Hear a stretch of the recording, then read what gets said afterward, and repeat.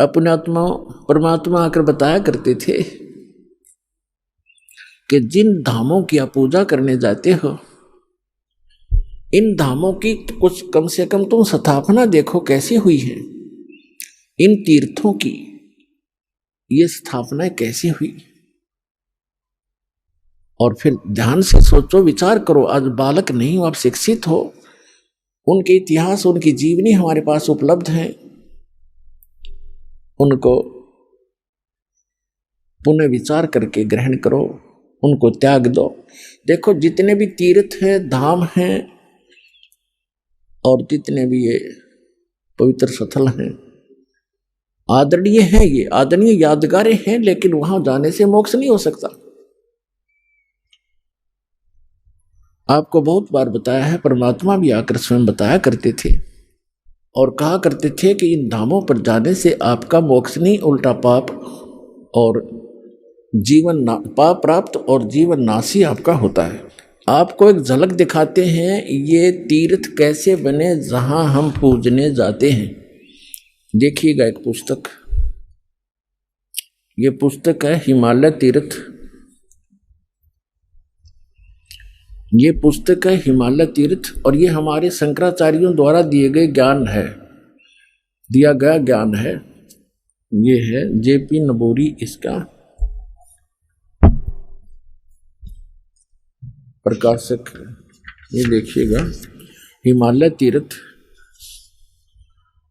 JP नबोरी, उप मुख्य कार्यकारी श्री बद्रीनाथ केदारनाथ मंदिर समिति, ट्रैक्स एंड टूर्स कलकत्ता, और ये यहाँ से छपे हैं। अब हम इसके आपको ये देखिएगा, उत्तराखंड के पंच केदार, ये पृष्ठ नंबर 17 है, यहाँ से हम प्रारंभ कर रहे हैं। ये 18 पृष्ठ है, यहाँ से हम ये 17 पृष्ठ है। उत्तराखंड के पंच केदार श्री केदारनाथ भारत के उत्तर नागाधिराज की सुर में उत्पत्तिका में स्थित केदार क्षेत्र प्राचीन काल से मानव मात्र के लिए पावन मोक्षदायक रहा है। इस क्षेत्र की प्राचीन एवं पौराणिक महत्व के संबंध में स्वयं भगवान शंकर ने स्कंद पुराण में माता पार्वती के प्रश्न का उत्तर अपने श्रीमुख से निम्न प्रकार दिया है। ठीक है, हे प्राणेश्वरी, यह क्षेत्र उतना ही प्राचीन है जितना कि मैं हूँ। मैंने इसी स्थान पर सृष्टि की रचना के लिए ब्रह्मा के रूप में परब्रह्म तत्व प्राप्त करके सृष्टि निर्माण का शुभारंभ किया। तभी से स्थान मेरा चिर प्रिय समान है। भगवान शंकर का सुप्रसिद्ध ज्योतिर्लिंग भारत के विख्यात 12 ज्योतिर्लिंगों में से 11वां ज्योतिर्लिंग है।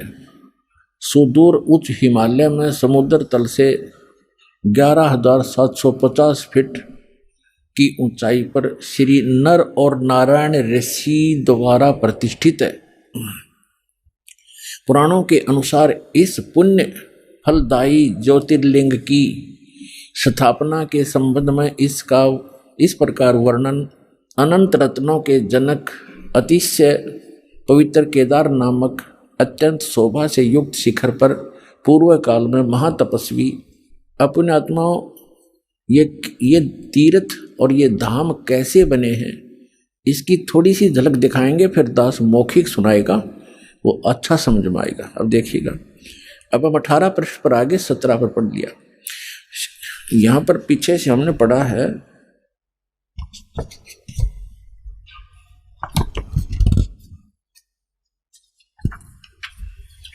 यहाँ से फिर पढ़ें। ये है कि पवित्र केदार नामक अत्यंत शोभा से युक्त शिखर पर पूर्व काल में महातपस्वी कौन? ऋषि श्री नर और नारायण ने, ये 2 ऋषि थे, नर और नारायण ने भगवान शिव को प्रसन्न करने के लिए बड़ी कठिन तपस्या की। इस तपस्या से तीनों लोकों में उनकी चर्चा होने लगी, जिसकी सभी लोकों में प्रशंसा होने लगी। फलस्वरूप भगवान शंकर भी नर नारायण की तपस्या से प्रसन्न हुए और उन्होंने प्रत्यक्ष प्रकट होकर ऋषियों को दर्शन दिए। दोनों ऋषियों ने भगवान भोलेनाथ के दर्शन किए। दर्शन से आनंद विभोर होकर स्तुतियों और मंत्रों से उनकी पूजा अर्चना की। भगवान शिव ने अत्यंत प्रसन्न होकर उनसे वर मांगने को कहा। भगवान शंकर की यह बात सुनकर उन दोनों ऋषियों ने देवादिदेव महादेव से प्रार्थना की, यहाँ हे प्रभु, यदि आप प्रसन्न हैं और वर देना चाहते हैं तो अपने इसी स्वरूप में जगत कल्याण एवं हमारी पूजा प्राप्त करने हेतु यहाँ सचित होवे, ताकि जगत का महान उपकार एवं भक्तों के मनोरथ आपके दर्शनों से परिपूर्ण हो। इस प्रकार भगवान शंकर नर नारायण की भक्ति से प्रसन्न होकर वहाँ सचित हुए। देवादिदेव महादेव, यदि आप हम पर प्रसन्न हो तो भक्तों के कल्याण हेतु आप सदा सदा के लिए अपने स्वरूप से इस स्थान पर स्थापित करने की कृपा करें। अपने स्वरूप को यहाँ स्थापित करने की कृपा करें। यहाँ आकर आपका दर्शन पूजन करने वाले मनुष्यों को आपकी अविनाशी भक्ति प्राप्त होगी। ऋषियों की प्रार्थना सुनकर भगवान शिव ने ज्योतिर्लिंग के रूप में वहाँ यह वास करना स्वीकार कर लिया। भगवान शिव से वर मांगते हुए नर और नारायण ऋषियों ने इस ज्योतिर्लिंग और इस पवित्र स्थान के विषय में जो कुछ कहा है वह अक्षर से सत्य है। इस ज्योतिर्लिंग के दर्शन पूजन तथा यहाँ स्नान आदि करने से भक्तों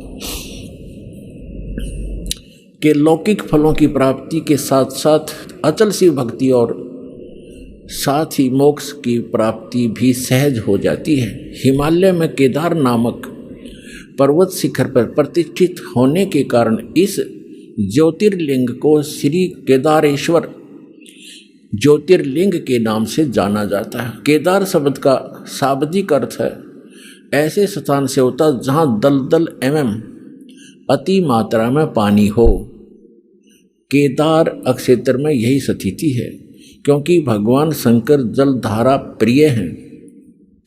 नर और नारायण ऋषियों के पश्चात अन्य ऋषि मुनियों व भक्तों द्वारा यह ज्योतिर्लिंग पूजित रहा। तत्पश्चात महाभारत काल में पांडवों द्वारा गोत्र हत्या अर्थात महाभारत युद्ध में अपने भाई बंधुओं आदि की हत्या के पाप से मुक्त हेतु यहाँ पर देवादिदेव महादेव की आराधना की गई। इसी प्रसंग में पुराण में एक कथा आती है।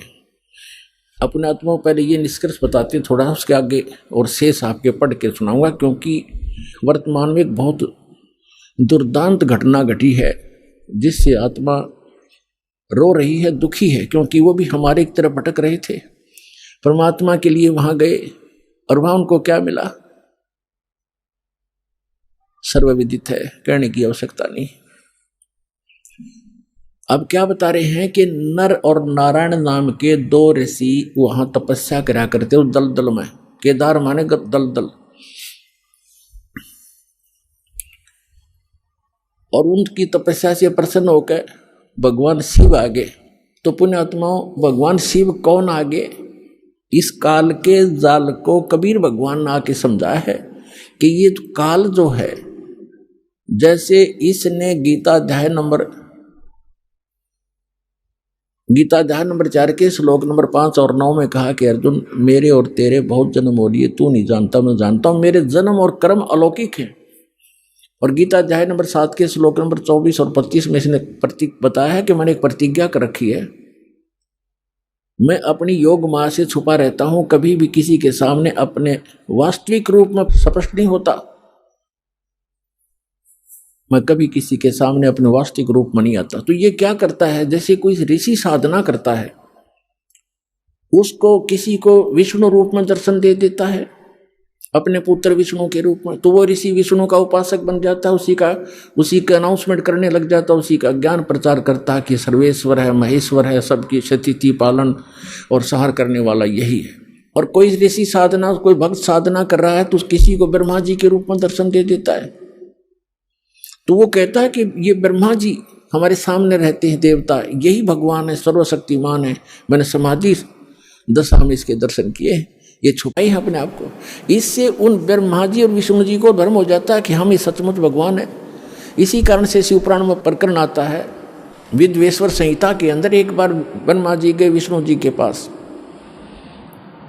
और ब्रह्मा जी कहने लगे कि पुत्र तू मेरा खड़ा होकर सम्मान क्यों नहीं करता, मैं तेरा पिताया हूँ, मैं तेरा जनक हूँ, सारी सृष्टि का उत्पत्ति करता हूँ। विष्णु जी लेटे लेटे कहते हैं कि आजा बेटा बैठ जा, तू मेरा पुत्र है, तू मेरी नाभि कमल से उत्पन्न हुआ, मैं ही सर्वशक्तिमान हूँ, मैं सबका रचने वाला हूँ। इस बात पर दोनों लड़ पड़े। फिर ये काल आ गया वहाँ पर शिव रूप धारण करके इन दोनों के बीच में एक लिंग खड़ा कर दिया, तेजों में स्तंभ। ये लड़ना भूल गए, ऊपर ऊपर नीचे ढूंढने लगे। फिर खुद आके प्रकट हुआ शिव रूप में। फिर इनको ज्ञान बताने लगा, क्या पुत्रो तुमने अपने आप को ईश मान लिया तो यू आर नॉट गॉड, तुम भगवान नहीं हो। और इसी तुमने दो डिपार्टमेंट, 2 विभाग मेरे से प्राप्त किए हैं, मैं चीफ मिनिस्टर हूँ यहाँ का। ये काल जो है एक ब्रह्मांड में चीफ मिनिस्टर का काम, इसका रोल समझो। और अन्य ब्रह्मा विष्णु महेश एक एक विभागीय मंत्री है, रजोगुण विभाग के ब्रह्मा जी और सतोगुण विभाग के विष्णु जी। यानी रजोगुण से जो क्रिया हो रही है जिसको हम उत्पत्ति कहते हैं, ये उत्पत्ति करता नहीं है, यह तो उत्पत्ति करवाता है। संतान उत्पत्ति हम उसके प्रभाव से करते हैं। और सतिथि ये विष्णु जी कहते हैं उत्पत्ति और सतिथि जो तुम्हें दी है मैंने, ये मेरे से प्राप्त है, तुमने तप करके प्राप्त किए, मैंने तुम्हें विभाग दिए। इसी प्रकार रुद्र शिव को भी, शंकर को भी मैंने अलग से, महादेव महेश्वर को भी मैंने 2 कृत्य दिए हैं, संहार और तिरोभाव। और बोलने वाला 5वां ये काल है, ये कभी अपने वास्तविक रूप में नहीं आता, ऐसे कभी विष्णु के रूप में, कभी शिव के रूप में, कभी ब्रह्मा जी के रूप में आता है। तो इसके जाल को समझने के लिए परमात्मा ने कथा सुनाई अपनी प्यारी आत्मा धर्मदास जी को, जो धर्मदास जी ने कबीर सागर में लिपिबद्ध की। कि परमात्मा ने कहा कि ये गलतियां करके आत्मा यहाँ आ गई इस काल के साथ, इसके 21 ब्रह्मांड वाले विमान में बैठ के, और इसने यहाँ इनको इतना दुखी कर दिया। फिर ये चिल्लाने लगी, हे भगवान हमें सुख दे, हे भगवान हमें सुख दे। हम हाहाकार मच गई। तब परमात्मा कहते मैं आया, अपने ही पुत्र जोग जीत का रूप बना करके मैं वहां आके खड़ा होगा जहां तपस्या के ऊपर 1 लाख मानव शरीरधारी प्राणियों को ये नित्य खाता है, आहार करता है। और मेरे वहां आने से उस तपस्या की जलन बंद हो गई। वह आग जो कि तो गर्म ऐसे की ऐसी है, वो तपस्या, वो तई, वो बड़ी जो तवा होता है जिस पे उनको भूना जा रहा था। लेकिन उनको उन परमात्मा की कृपा से उस पर उपस्थित जितने भी 1 लाख जीव थे मनुष्यधारी जो वहाँ गई थी, उनकी आत्मा, उनको कष्ट बंद हो गया, उसका ताप बंद हो गया, तपत। तब उन्होंने ऊपर में उठाकर देखा कि भगवान हम कौन से दुख, कौन से पाप का यहाँ कष्ट भोग रहे हैं। तब परमात्मा ने कहा कि ये इस लोक, तुम्हारे इस लोक के पाप का दंड नहीं तुम्हें, ये दंड है तुमने सतलोक में ये पाप कराया था। परमात्मा को छोड़कर तुम, परमात्मा अपने को छुपा कर कह रहे हैं कि तुम भगवान को छोड़कर वहाँ सर्व सुख संपन्न था, प्राप्त थी, आपकी कभी मृत्यु नहीं होती थी, कोई कष्ट नहीं था, उसको छोड़कर तुम इस काल के लोक में आ गए। यहाँ पर आज जिस कार को, जिसको ठीक हो, जिस बंगले को, जिस बेटा और बेटी को आप अपना मानते थे, क्या तुम्हारे साथ आया कोई? अपनी आत्मा वहाँ तो सारी समझ में आ जाती है कि हाँ कुछ नहीं आया थी। फिर और तुम मरते थे, ये मेरा बेटा है, ये मेरी बेटी है, ये मेरा कार है, ये कोठी है, और भक्ति करते थे तो गलत कर रहे थे। हम प्रत्येक युग में जाते रहते हैं पर तुम सुनते नहीं। तब परमात्मा ने कहा कि हमसे गलत, वो कहने लगे सभी भगवान हमसे गलती होगी, हमें माफ करो। कहते ऐसे माफ नहीं होगी। जब तुम जाए धरो जग तन देहा, तब तुम करना मम सत शब्द स्नेहा। जब कोई मेरा संत मेरी महिमा गाता हुआ तुम्हें मिल जाए और तुम्हें मानव शरीर प्राप्त हो, तुम तुरंत ग्रहण कर लेना और फिर तुम उस सत भक्ति करके यहाँ उस लोक में चले जाओगे। अमर करूं सतलोक पठाऊं, ताते बंदी छोड़ खाऊं। इतने में वो काल आ जाता है। प्रतिदिन उसने टाइम फिक्स कर रखा है, इतने समय के बाद ये सभी आत्माएं उसके तपस्या पे भुनकर उनके अंदर से जो गंध वो निकालता है, वो निकल कर वो भाग ऊपर से उनको ऐसे उड़ा देता है, वो गंध रह जाता है। अब आप देखते हो यहाँ प्राणी गंदे पदार्थ तो बहुत आसानी से ग्रहण कर लेता खाने के लिए, पीने के लिए, शराब पीना, भांग पीना, सुल्फा पीना और तंबाकू पीना और फिर मांस खाना, चटपटे अटपटे खाना, ये तो बहुत खुश होकर ग्रहण करता है। क्यों? क्योंकि ये चाहता है कि जितना ये गंध अटपट खाएंगे उतना ही के अंदर गंदी वासना ज़्यादा बनेगी और तपस्या के ऊपर भूनने से वो सारी वासना वहाँ रह जाती है और ये जीव वहाँ से कर्म ज्यों के त्यों रहते हैं, वो वापस आ जाता है, मरता नहीं। फिर अपने कर्मानुसार 84 लाख योनियों में किसी भी स्वरूप उसके कर्मानुसार वो जाए, उस योनि में वो चला जाता है। तो उसी समय वो काल आ जाता है और काल ने देखा अपने बड़े भाई जोगजीत को, जिसने वहाँ से, जिस रूप में परमात्मा ने सतलोक से उसको निकाला था। जिन्होंने सृष्टि रचना पढ़ रखी है बच्चों, उनको खूब याद है। अब दास ज़्यादा हिंट देगा आज के सत्संग में। सृष्टि रचना कभी आपको बताएंगे और आपको सीडी वगैरह बनाकर भी दे रखी है, वो भी देख सकते हैं। और उसने सोचा, काल ने, इस ज्योत स्वरूपी निरंजन सरपुरुष ने के मन में आई कि जोगजीत कैसे आ गया, ये कोई परम पिता का कोई संदेश लेकर आया है, पहले इसे वो संदेश जानता हूँ, क्या आज्ञा लेकर आया है ये भगवान की, और फिर आज इसको कूटूंगा, पिटाई करूंगा इसको मारूंगा, खूब कूटूंगा, क्योंकि इसने मुझे वहां से मार कर निकाला था, मुझे जबरदस्ती निकाला था सतलोक से।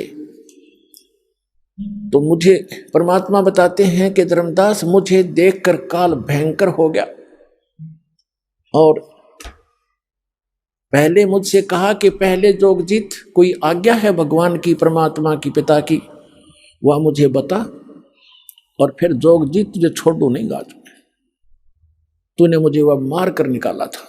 तब परमेश्वर जो जोगजीत रूप में वहां उपस्थित थे, विराजमान थे, खड़े थे, विद्वान थे, परमेश्वर ने कहा, धर्मदास, मैंने उनसे कहा, परमात्मा बता रहे हैं, धर्मदास जी लिख रहे हैं कि मैंने उससे कहा कि सुन ले आदेश परमपिता का कि ये भोली आत्मा तेरे साथ आ गई थी, इन्होंने तो गलती की सो की, पर तूने इनका कैसा सांग निकाल रखा है, कैसे कैर ढा रहा है इनके ऊपर, तू कोई गधा बना दिया, कोई गधी बनाई, कोई कुत्ता, कोई कुतिया, किसी का बेटा मर गया, किसी की बेटी मार रहा है, हाहाकार मचाए रखी। तो इसने कहा कि पिताजी ने मुझे श्राप दिया था और जिस श्राप अनुसार मुझे भूख लगती है तो मैं तो इनको खाऊंगा, बनाऊंगा, पैदा भी करूंगा। परमात्मा ने कहा कि चल, इन्हें गलती कर दी, तो खा भी रहा है, सारे काम कर रहा है, फिर इनके किसी का हाथ काटे, किसी की टांग कटे, कोई अंधा, कोई कैंसर से पीड़ित, ये जुल्म क्यों कर रहा था इनके ऊपर। तब इसने कहा कि मैं तो सत्य का राज करता हूँ, मैंने परमात्मा को वचन दे रखे हैं और जैसे कर्म जो करेगा वैसे भोगेगा, मुझे इसमें कोई लेना देना नहीं है। अपने आत्माओं, यहाँ की इस सारी व्यवस्था ऐसी है इस काल के लोक में। एक तरफ तो सरकार शराब के ठेके, फीम के ठेके, भांग के ठेके खोलती है और फिर शराब पीकर कोई इधर उधर जाता उसको अंदर कर देता, तो शराब पी कर गलत गतिविधि की, और शराब पी कर रामायण बचेगा, वो भांग पी कर रामायण पढ़ेगा, गलत गतिविधि करेगा वो। तो इसने ऐसा कर रखा है कि मैं तो सत्य का राज करता हूं, जो जैसे कर्म करेगा वैसा ही फल देता हूं। अब ये इतनी बकवादों का की आविष्कार करवा दिया, तो फिर ये भोली आत्मा तो गलतियां करेंगे ही करेंगे, तो कहते भोग लेंगे। हम इसके बच्चे नहीं हैं, हम इसके बच्चे होते तो ऐसा दुख देता ही है। आज केदारनाथ के ऊपर 20,000 आदमियों को मार देता अपने बच्चों को। ये हम इसके बालक नहीं हैं, हम इसकी प्रजा नहीं है, हम उस परमात्मा की प्रजा है, सतपुरुष के बच्चे हैं, और हम अपनी गलती से इसकी कैद में फंस गए हैं। यहाँ से निकालने का एक तरीका है, हम स्वेच्छा से आए हैं, स्वेच्छा से ही वापस जाएंगे। जब हमारी यहाँ के लोक से, दुखों से इतना मन हट जाएगा और वहाँ के सुख से हम इतने प्रभावित और प्रेरित हो जाएंगे और फिर सब भक्ति करेंगे, तब हम वहाँ जा पाएंगे। इसलिए आपको सारा ज्ञान प्रमाण दिखाए जा रहे हैं ताकि आपका यहाँ से मन हटे और भक्ति पर डटे, और फिर वहाँ चलेंगे हम। तब इसने कहा, परमात्मा ने कहा जोगजीत रूप में कि मैं नीचे जाऊंगा, परमात्मा ने भेजा हूं, और वहां जाकर तेरे सारे जाल को समझाऊंगा और सबको परमात्मा की महिमा बताऊंगा। आपने सारे परमात्मा की जो सतपुरुष है, जो वास्तव भगवान है, यथार्थ स्थान है, उसका तो नामो निशान मिटा दिया, तू स्वयं भगवान बन बैठे यहाँ का। और सबको बताऊंगा, और एक ऐसा गुप्त मंत्र दिया है मेरे को, वो मंत्र उनको दूंगा, सतनाम और सारनाम। और फिर उसने कहा, उसे आग तो अंदर से जल गया वो सारा, ये तो नाश करेगा मेरे बड़े बड़ाई काम का। फिर उसने कहा, काल ने कहा कि एक काम करना। हाँ, और जब उसने ये बात सुनी तो एकदम भयंकर होगा, कहने लगा तू मेरा बाग उजाड़ने जा रहा है, तू मेरा नाश करने जा रहा है, तुझे अभी खत्म कर दूंगा, तुझे जाके दिखाना नीचे। परमात्मा ने कहा कि ऐसा सुनकर काल भयंकर होगा मेरे ऊपर। और धर्मदास ऐसे अटैक किया उसने मेरे को, बिल्कुल खत्म करने के लिए दौड़ के आया। और मैंने सतनाम का सुमन कर दिया, नाम का सुमन शुरू कर दिया। इस नाम के अंदर धर्मदास ऐसी प्रबल शक्ति है, इसके सामने कोई भी देव, कोई यक्ष, कोई भी यहाँ का काल तक भी नहीं ठहर सकता। मेरे पास ऐसा मंत्र है। पुण्यात्माओं, ये परमात्मा धर्मदास जी के माध्यम से, और धर्मदास जी को तथा हम सभी को सतर्क करना चाहते हैं कि कभी भी आपके ऊपर कोई भी आपदा आती है किसी भी प्रकार की, तो नाम का सिमरन अवश्य करना कुछ देर। फिर जो टेंशन है वो है, लेकिन समन एक बार कर लेना, आप देखना फिर उसका प्रतिफल कैसा होगा। तो कहते हैं मैंने समन शुरू किया और काल ऐसे गिर गया जमीन के ऊपर, ऐसे गिर गया उस पृथ्वी पर जहां वो रहता है वहां पर, जैसे पक्षी की पंख कट जाते हैं और पड़ा पड़ा तड़फ रहा होता है। तो वो समझ गया। उसमें वैसे तो काफ़ी विस्तार लिखा है, बाकी हम थोड़ा बताएंगे जितना आवश्यक है, क्योंकि हमने समझना इस ज्ञान को। बाकी ज्ञान है, समाधान बिना काम बनेगा नहीं, समाधान ज़्यादा महत्वपूर्ण है। उसमें तो बहुत कुछ कहा है कि वो इतना भयभीत हो गया कि वहाँ से भाग के पाताल में जाके छुप गया। फिर मैं वहीं पहुँचा और उसको पकड़ के ला के चल वहीं पर, वहीं बैठा के फिर वो उसने मेरे पैर पकड़ लिए। जब ताकत से पार नहीं बसाई, नहीं उसका वश चला, तो मेरे चरण पकड़ लिए, बुरी तरह रोने लगा और कहने लगा मैं तो आपको पिता के समान मानता हूँ, छोटे तो गलती किया करते हैं, बड़े क्षमा करते हैं, मुझे माफ कर दो। रोआ बुरी तरह। परमात्मा बोले कि मैंने कहा कि चल ठीक है माफ कर दिया, ऐसे नहीं, आप वचनबद्ध हो जाओ। परमात्मा बोले क्या वचनबद्ध हो जाऊं? कि एक दया करना कि 3 युगों में जीव थोड़े ले जाना, सतयुग त्रेता द्वापर माही, तीनों युग जीव थोड़े जाए, चौथा युग जब कलयुग आवे तब शरण जीव हो जावे, जीव बहु जावे, ऐसा वचन हर मोय दीजे, तब संसार गवन तो कीजिए। और भी 1-2 प्रश्न थे, प्रार्थना थी, वो कही तो परमात्मा ने कहा चलो तथास्तु, जो तूने मांगा मैंने बख्श दिया। 3 युगों में जीव कम ले जाऊंगा और चौथे युग कलयुग में मैं खूब तूफान मचाऊंगा अपने बच्चों को निकालने के लिए, तो बाधा मत करना। फिर तो उसने कहा कि एक और प्रार्थना की उसने उसी समय कि जो आपका ज्ञान स्वीकार करे, आप जाओ और या आपका कोई संदेश वाहक आवे कि जो भी मानव परमात्मा का इच्छुक स्त्री या पुरुष आपका ज्ञान स्वीकार करे, वो आपका और हमारा ज्ञान, काल के दूतों का, इन मंडलेश्वरों और आचार्यों का जो ज्ञान ग्रहण करे, उसको आप बाई फोर्स ना लेना, ये दया करना, बलपूर्वक ना ले जाना। ये तो परमात्मा को पता था, ये बलपूर्वक ले जाएगा कोई टिकेगा वहां पर? कहते परमात्मा यहाँ तो कहते हम मोहम्मद को वहां ले गयो, इच्छा रूपी वहां नहीं रहो, उल्ट मोहम्मद मैल पठाया, गुज बीरज एक कलमा लाया, रोजा बंग नमाज दे रे, बिस्मिल की नहीं बात कही रे। हजरत मोहम्मद जी को लेकर गए थे, लेकिन उसकी इच्छा यहाँ से हटी नहीं थी, क्योंकि यहाँ उसके बहुत घने अनुयायी बन गए थे और उनको ज्ञान संपूर्ण ग्रहण समझ में नहीं आया था। तो कहते परमात्मा को मालूम था कि बलपूर्वक कैसे ये वहां रुक जाएंगे, ये पहले वहीं ना रहा करते, गड्ढा करते, आप मेरे यहाँ पर इस गंदे लोक में, यहाँ से। तो उसने कहा कि ठीक है, परमात्मा ने कहा ठीक है, जो मेरा ज्ञान ग्रहण करे वो मेरा, ताकि निकट काल मत आना, कि जिसने लिया मेरा परवाना, ताकि निकट काल मत जाना, कि मेरे जिसने मेरा ग्रहण कर लिया नाम मेरा ज्ञान, उसके निकट तुम मत जाना। तो उसने कहा, तो काल ने कहा था कि जो आपकी मर्यादा में रहेगा आपका, और मर्यादा तोड़ेगा तो मेरा ही है। वो तो अंडरस्टूड, इसमें कहने की जरूरत नहीं है फिर तो परमात्मा ने कहा ठीक है तथास्तु। जब परमात्मा ने ये सारा कुछ कह दिया और उसकी सारी स्वीकृति दे दी, तब एकदम रूप बदल गया और एकदम खड़ा हो गया। कहने लगा, जोग जीत जाओ संसारा, जीव न माने कहा सुख तुम्हारा। जीव तुम्हारा कहा न माने, हमरी ओढ़ हो बाद बखाने।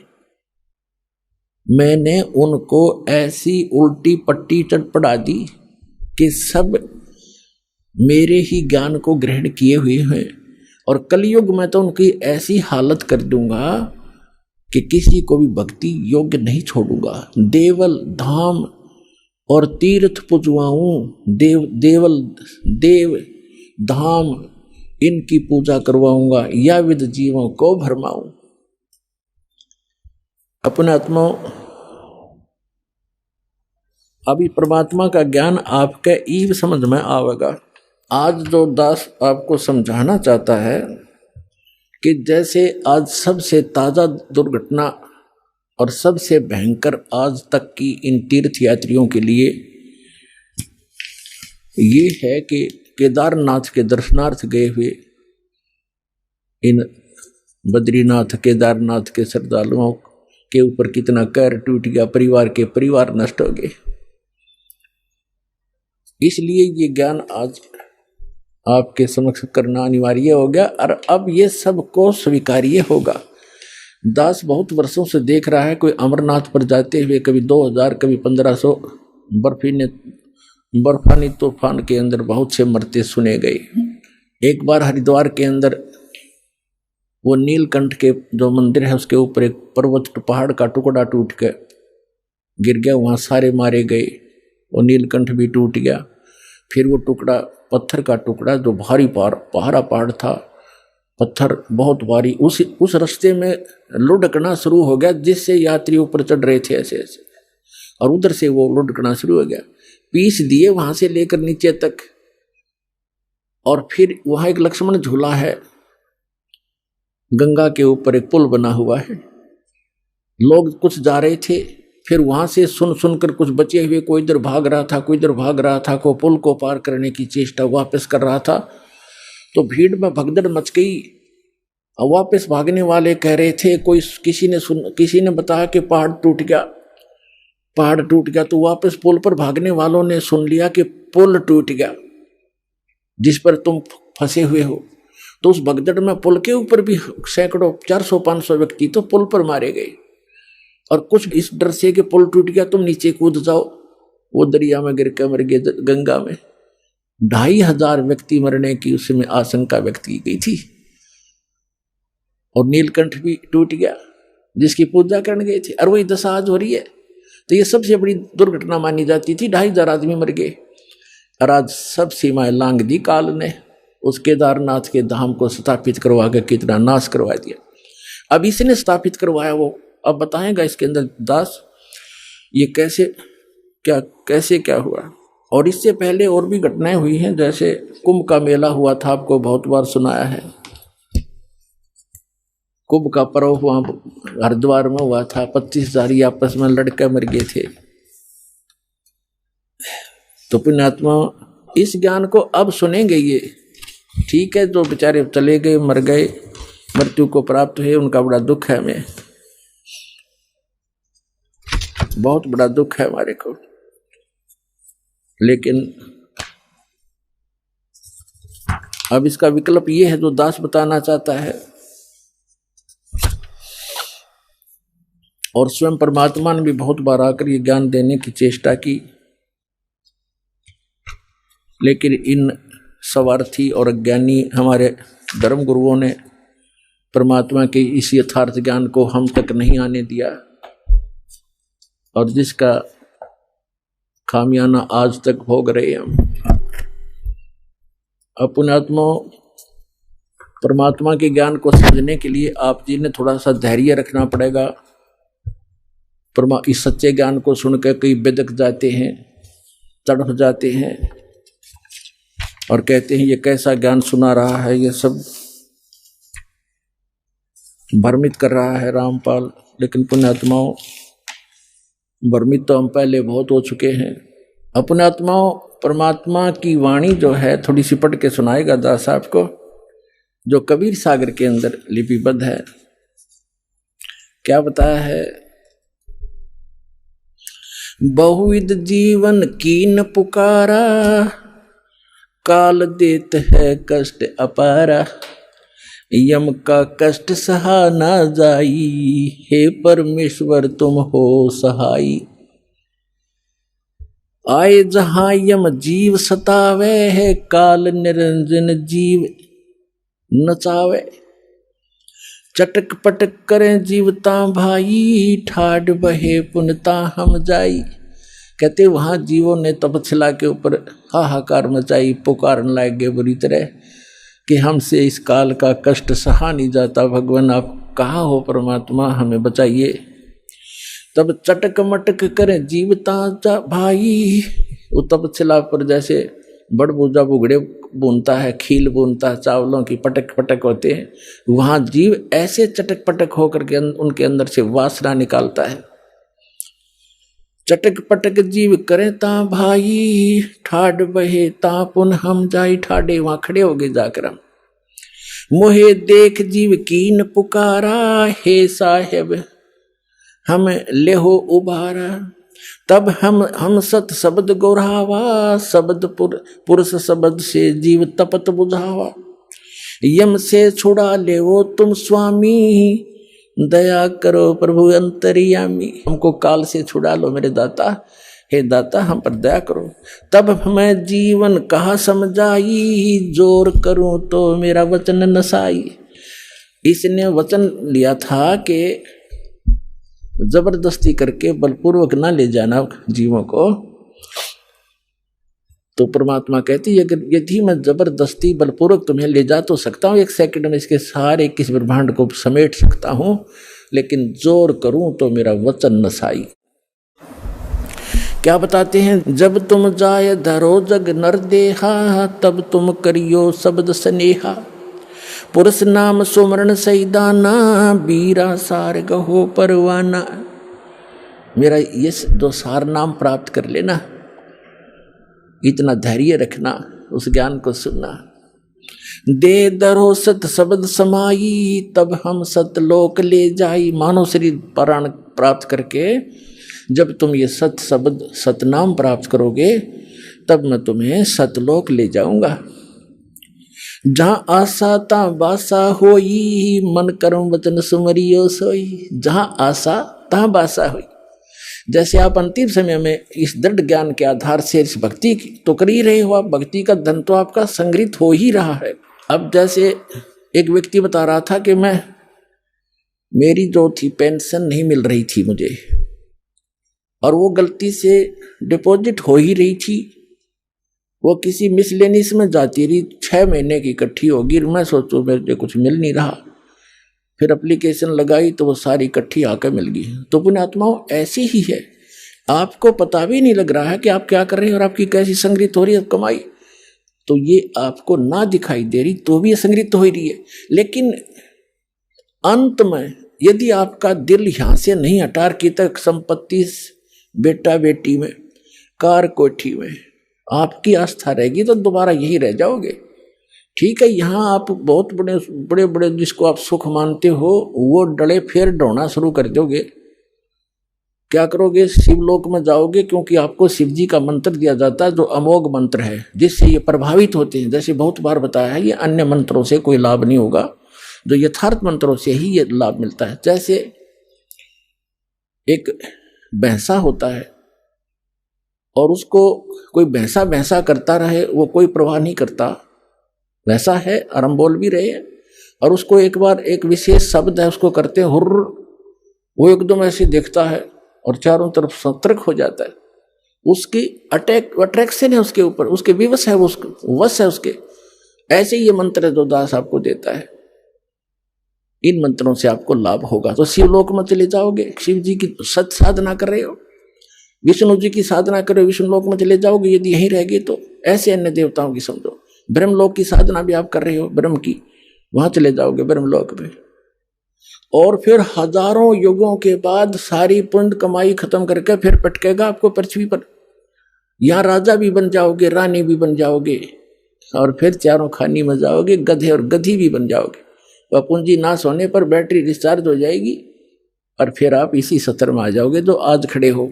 कितनी बार आप उन सतिथियों को प्राप्त कर सके हो। कोट जन्म तन भरमत होगे, कुछ ना हाथ लग्या रे, कुकर सुकर खरवा बोरे, कौआ हंस बुगारे। कोटि जन्म तू राजा की, ना मिटी न मन की आशा, भिक्षुक होके दर दर घूम्या, ये मिला न निर्गुण रसा। इंद्र कुबेर ईश की पदवी, ब्रह्मा वन दुर्मराया, विष्णुनाथ के पुर को जाके फिर भी वापस आया। असंग जन्म तन मरत्या होगे, जीवित क्यों न मरे रे, द्वादश धर्म दुमल मुठ बोरे, बहुर न दे धरे रे। दो जग बिस्त सभी ते देखे, राजपाट के रसिया, तीन लोक से तरपत नाही, ये मन भोगी खसिया। सतगुरु मिले तो इच्छा मेटे, पद मिल पदे समाना, चल हंसा उस लोक पठाऊं, जो आदि अमर अस्थाना। तो वहां क्या सुख है, चार मुक्ति जहां चंपी करती, माया होरी दासी, दास गरीब अभय पद पर से, वो मिले राम अविनाशी। तो क्या बताते हैं फिर तुम, यहां परमात्मा कह रहे हैं, जहां आशा ता बासा होई, मन कर्म वचन सुमरियो सोई।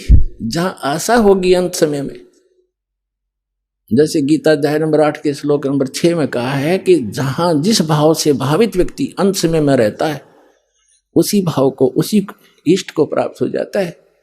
तो आपको ज्ञान इसलिए दिया जाता है, रह रहकर आपको पढ़ाया जाता है, तोते की तरह रटाया जा रहा है। जैसे बच्चों को स्कूल में शिक्षा दी जाती है, वो शिक्षा उनका आधार आजीवन रहता है, इसी प्रकार आपको ये ज्ञान दिया जाता है। तो अंत समय में ये ज्ञान याद रहना चाहिए आपके। फिर परमात्मा यहाँ तक दयालु है, अब इनकी दयालुता का हम कोई शब्दों में उनको बता नहीं सकते। क्या कहते हैं, यदि तुम गलती कर भी गए, ऐसे रह गए यहाँ पर, धक्के तुमने खाने पड़ेंगे। और ये 100 वर्षों जो पिछली पीढ़ी का यू हाथ से निकल गया, फिर तो पछताना ही पड़ेगा। फिर भी कितने दयालु हैं, आपके पुण्य बचा देंगे। शिव मंडल ब्रह्मापुरी, चाहे विष्णु लोक में हो, हमरे गुण भूले नहीं तो आन छुटाऊं। तो आप इस ज्ञान के आधार से, और गलती करके इस ज्ञान के आधार से, ये कौन से ज्ञान के आधार से, कि यहाँ के लोक में कोई भी सुख अच्छा नहीं है। किसी भी लोक में हम गए हैं, वहाँ इनके रेस्टोरेंट हैं, ये ठेकेदार हैं, हमारी ही पूंजी का 10% की, 15% की, 20-25% ये लेते हैं और अपना गुजारा चला रहे हैं। पुण्य तुम्हारे होते, उन पुण्यों से ये अपना गुजारा करें। ये तो कंट्रैक्टर हैं यहाँ के सभी देव ब्रह्म तक। तो वहां आप चले जाओगे, आपको वहां जाकर भी पता लग गया कि विष्णु लोक या ब्रह्मा लोक में जहां आप रह रहे हो, कि ये तो हम अपनी पूंजी नाश करने आ गए। गुरु जी ऐसे बताते थे, भगवान का दिए ज्ञान को हमने गलती कर दी। वहां भी तरफ से रोगे तो कहते वहां भी पहुंच जाऊंगा मैं, और आपको छुटवा के लाऊंगा कि छोड़ो इसको, ये गलती से आ गया। लेकिन ये मोक्ष समय हाथ से निकल गया होगा, ये निकल चुका होगा। लेकिन इस दौरान कोई गलती बन गई तो दयालु आपको फिर पुनः यहां जन्म दे देगा, वो तो अलग बात है। लेकिन फिर बढ़ा दिया समय, और वो जन्म मनमाना हो जाए नाइजीरिया में, और वहां का बन जाए राष्ट्रपति के पुण्य खूब कर ही रहे हो या भक्ति सत कर रहे हो आप, और वहां भगवान फिर समझाने की चेष्टा करेगा आपको। वहां कौन समझा, राष्ट्रपति प्रधानमंत्री को समझा के देखो यो ज्ञान, उनके पास टाइम ही नहीं है। तो पुण्यात्माओं, काल के बहुत भयंकर जाल है काल का, इसको समझना पड़ेगा, अपने सतर्क रहना पड़ेगा। तो यहाँ क्या बताते हैं, जहाँ आशा ता बासा होई, मन कर्म वचन सुमरियो सोई।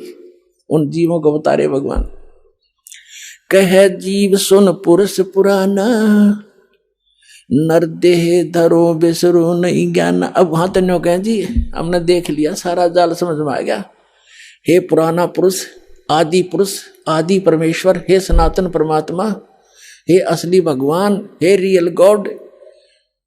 वो जीव तपस्या पर बैठे बैठे जो भगवान की दया से उनकी तपत बंद होगी, जलन नहीं रही, उनको पीड़ा नहीं हो रही थी, जब बोल रहे हैं कि अब के चले गए ना मनुष्य जीवन पा गया, तो यो ज्ञान भूलेंगे नहीं हम। और काल पहला काम यही करे, यहाँ ते सबसे पहले ज्ञान बुलाता, तू कौन था, कहां से आया था, खत्म कर देता है तीनों गुणों के प्रभाव से। सुखदेव ऋषि को ये ज्ञान था, उसने 12 वर्ष तक गर्भ से बाहर नहीं आके जाते बिजली गिरती है, हम बुद्धि भ्रष्ट हो जाती है इन तीनों गुणों के प्रभाव से। तब इसने तीनों देवताओं ने, ब्रह्मा विष्णु महेश ने जाकर इससे कहा था, व्यास की पत्नी की गर्भ में था, ये कहा था ऋषि बाहर आ जा भाई, 12-12 वर्ष बहनें माताएं बच्चों को पेट में रखेंगी तो वो दुखी हो जाएंगी, हमारी व्यवस्था चेंज ना करे तू। तब इसने कहा था कि मैं तब आऊँगा जब तुम अपनी माया रोक लोगे। तो ये कहने लगे हम ज़्यादा समय तक इसको रोक नहीं सकते, हमारा शरीर फट जाएगा, हम इतनी देर रोक सकते, इतनी देर। तो उन्होंने बोला तुम इतनी देर ही रोक लो। कहते तीनों देवा थम भी माया, गर्भ उधर से बाहर आया, तुरंत 1 सेकंड के अंदर बाहर आ गया, सेकंड के भी कुछ अंश में। तो कहने का भाव ये है कि उस समय आया ये जिसमें उन्होंने अपनी ये थोड़ी सी, इतने से ज्यादा ये रोक नहीं पाते, और फिर उसको सचेत रहा कि भक्ति करनी चाहिए, मनुष्य जीवन बार बार नहीं मिलता। अपने पिताजी को भी दर्शन भी नहीं दिए ना उसके करे, व्यास जी के पुत्र के व्यास टेरा। और तो कहता है एक लेवा एक देवा दूतम, वेद व्यास जी ने कहा बेटा तेरा तो दिखा दे, तेरा 12 वर्ष तक इंतजार की कि बेटा होगा दर्शन करो।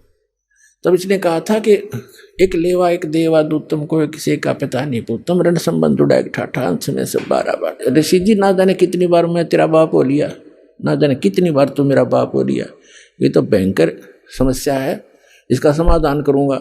अब कहते हैं गुरु बिन काहु न पाया ज्ञाना, जो थोथा बुछड़े मूड किसाना, गुरु बिन वेद पढ़े जो प्राणी, समझे न सार रहे अज्ञानी। अब प्रेरणा पाके निकल भी गया, काल की जाल थे कितने भयंकर हैं, आगे मन में आ गया मेरे से समर्थ कोई है नहीं, आकाश में उड़ गया मैं।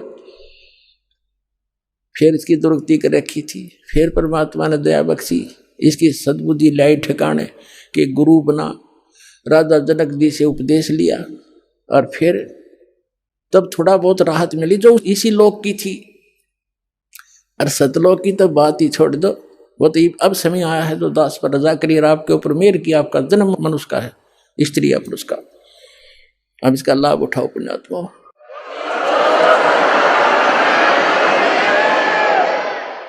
तो क्या कहते हैं, पुरुष जान सुमरा कहे जीव सुन पुरुष पुराना, नर देह पा बिसरो नहीं ज्ञाना।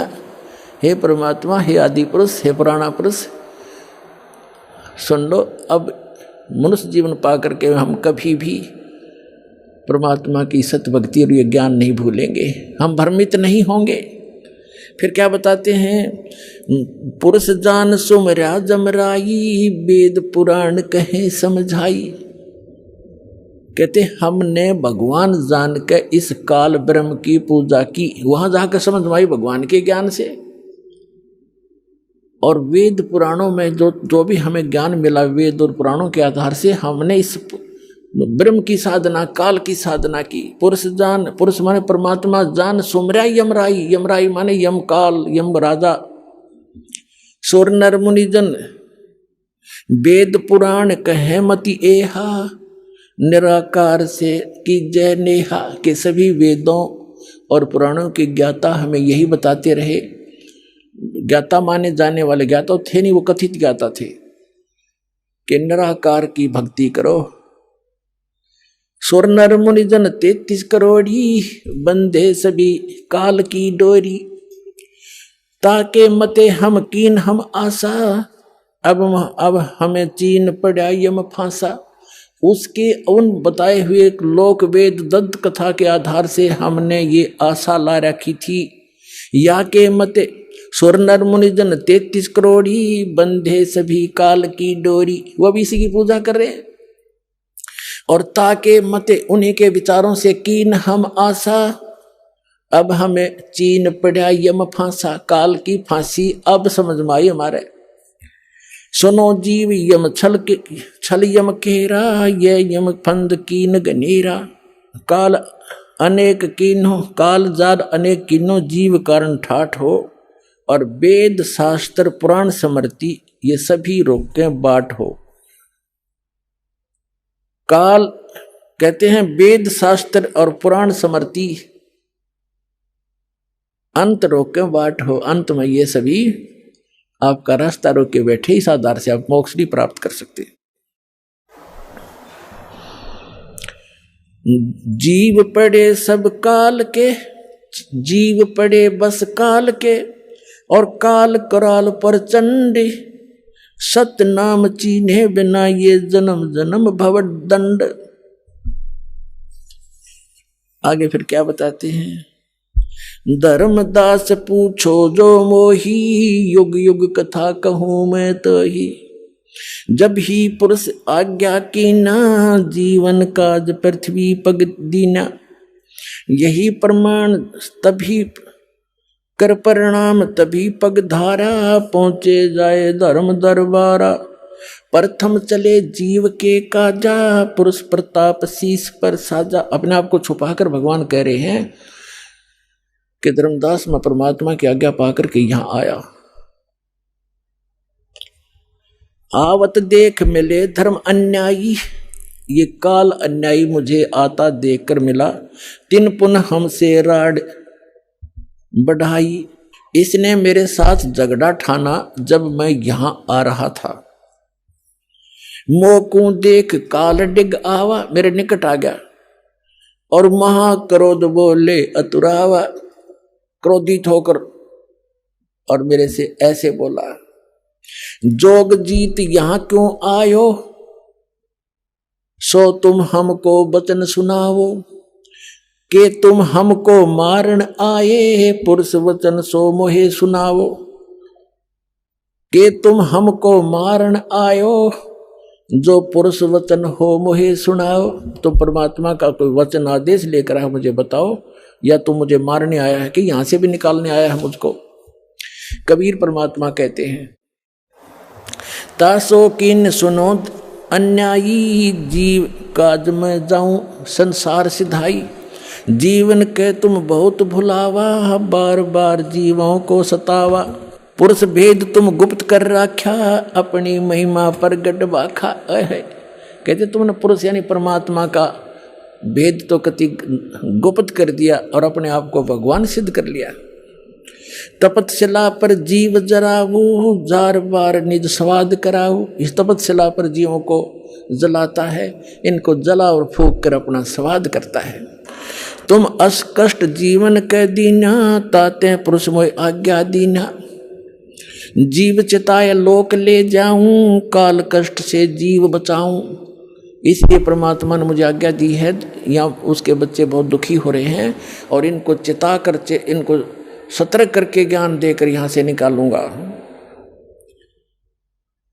ताते हम संसार ही जायब, और दे परवाना लोक पठाव।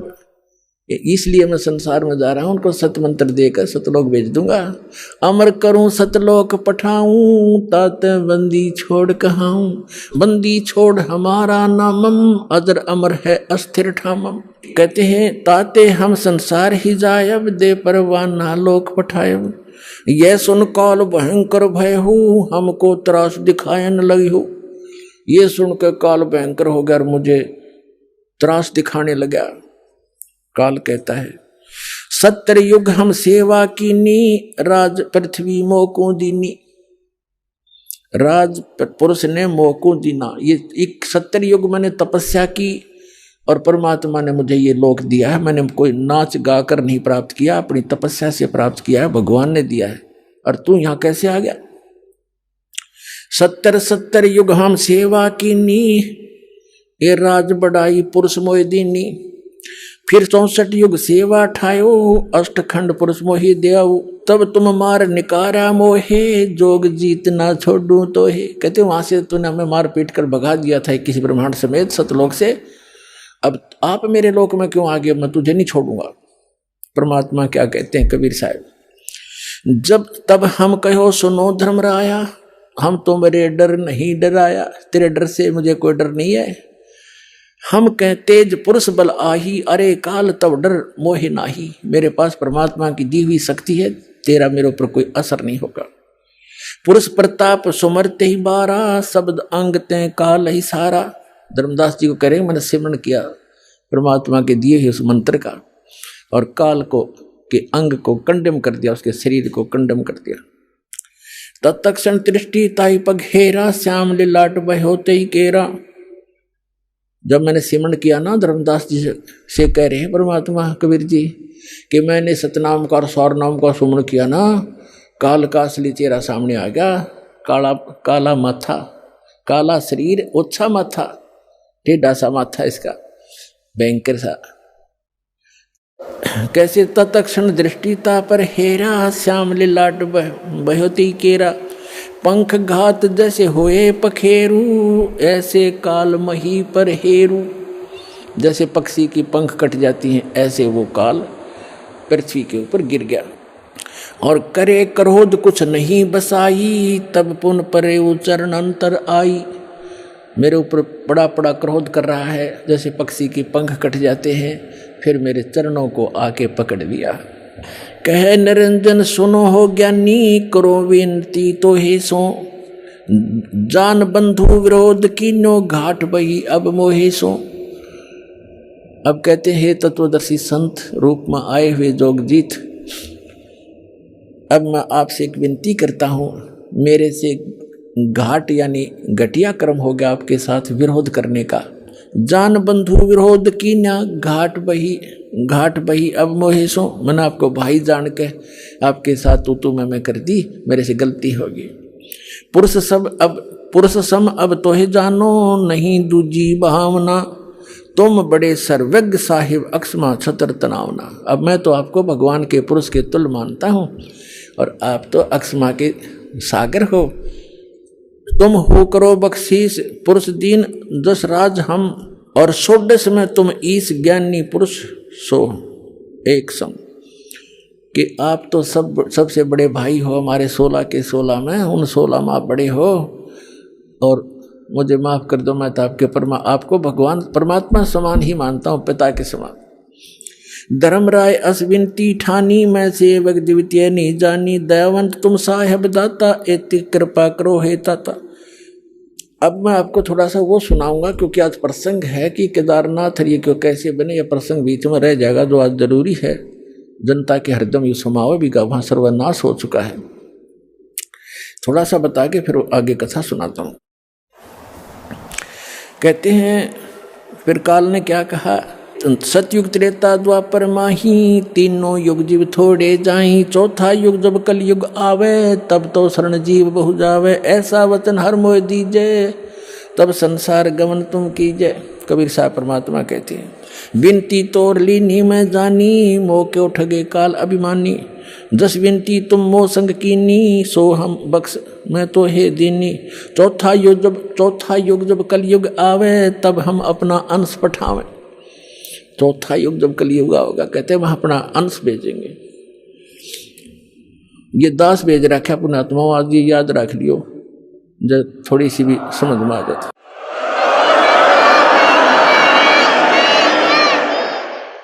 और जय परवाना दे है सत शब्द दे हाथ, जिसको वो नाम सत शब्द और सतनाम सार नाम दे देगा, सो जीव यम नहीं पावही, सदा ताहे हम साथ।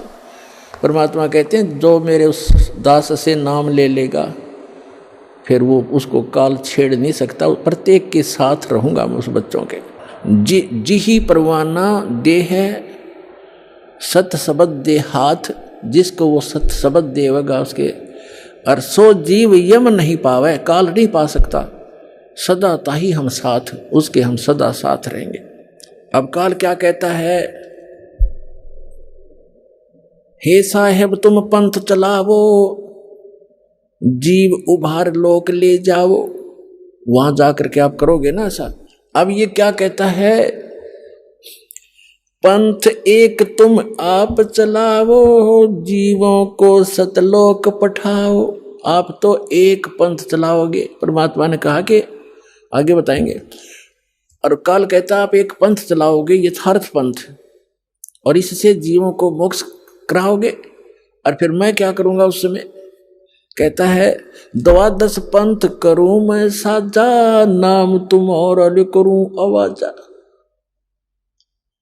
12 पंथ चलाऊंगा और तुम्हारा नाम लेकर अमरलोक सतलोक सतलोक सतपुरुष की कथा सुना के, कबीर साहब परमात्मा कबीर साहब के गुण गा के, सतगुरु कबीर साहब के नाम से कहते हैं 12 पंथ करूं मैं साजा, नाम तुम्हारा ले करूं आवाजा।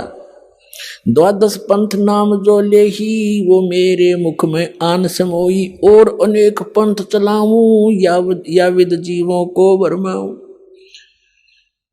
अब कहते हैं परमात्मा को कहता है काल के 12 पंथ तेरे नाम से चलाऊंगा। जैसे गरीबदास साहिब जी तक आपको कबीर सागर कबीर वाणी में दिखाया बहुत बार, आज इनमें भी दिखाएंगे सत्संग के दौरान। उसमें कहा कि कबीर साहब यानी चूड़ामणि से लेकर गरीबदास जी तक 12 पंथ हैं काल के। उसमें क्योंकि यथार्थ भक्ति नहीं है, महिमा परमात्मा की थोड़ी बहुत है, वो कबीर साहब को एज ए गॉड नहीं मानते। लेकिन गरीबदास जी जो थे वो पुण्यात्मा थी, उनको परमात्मा ने यथार्थ ज्ञान दिया था। उन्होंने अपने आंखों देखा एक कबीर एक गरीबदास ग्रंथ बनाया है, तो उनको आदेश था कि अभी किसी को ये बताना नहीं यथार्थ मंत्र। लिख जरूर दिया, लिख रखा उन्होंने, और ज्ञान भी सारा लिख रखा, फिर वो कहीं कहीं टुकड़ों में लिख रखा। जैसे स्पेयर पार्ट्स की दुकान होती है, उसमें सारे मोटर के पार्ट होते हैं गाड़ी के। अब कोई कहीं रखा कहीं रखो, वो तो अपनी सुविधा अनुसार इंजीनियर ही उनको उठा उठा कर गाड़ी बना सकता है, अनजान को कुछ कर ही नहीं सकता। सारा सामान रखा है, तो ये दास इंजीनियर बना के भेज दिया, राम नाम की गाड़ी बना दी आपके लिए। इन सदग्रंथों रूपी जेन्युइन जनरल स्टोर से इन पार्ट्स को उठा उठा के वो वास्तविक गाड़ी जो बनती है राम नाम की, वो बना दिया आपके लिए।